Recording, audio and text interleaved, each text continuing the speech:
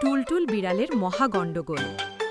একটি মজার শহরে থাকত এক দুষ্টু হাসি খুশি বিড়াল যার নাম টুলটুল। টুলটুলের স্বভাবে ছিল তিনটা ব্যাপার। ১. সে খুব বেশি খেতে ভালোবাসে। ২. সে খুব ঘুমায়। ৩. সে সব সময় নিজের বুদ্ধিতে পতঙ্গ করে বিপদে পড়ে। একদিন টুলটুল ঠিক করল, আজকে মানুষের মতো আমি রান্না করব। ও রান্নাঘরে ঢুকে প্রথমেই চালের বস্তা ফাটিয়ে ফেল। তারপর পানি খুঁজে না পেয়ে দুধ ঢেলে দিল, লবণের বদলে চিনি দিল, আর সবজির বদলে খেলনার বল কেটে হাঁড়িতে ফেলে দিল। এদিকে পাশের ঘরে ছিল কুকুর বুলু।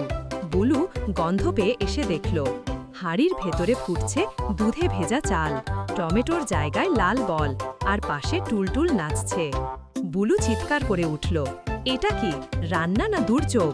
টুলটুল গর্ব করে বলল, এটা স্পেশাল হাইটেক খাবার। ঠিক তখনই হাঁড়ি প্রচণ্ড শব্দে ফুলে উঠতে লাগল।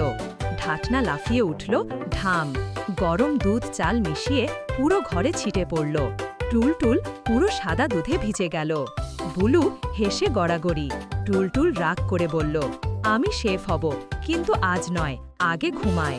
শেষে টুলটুল ঘুমাতে গেল, আর বুলু ঘর পরিষ্কার করতে করতে বলল, এটা পোষা পশু না, ভূমিকম্প।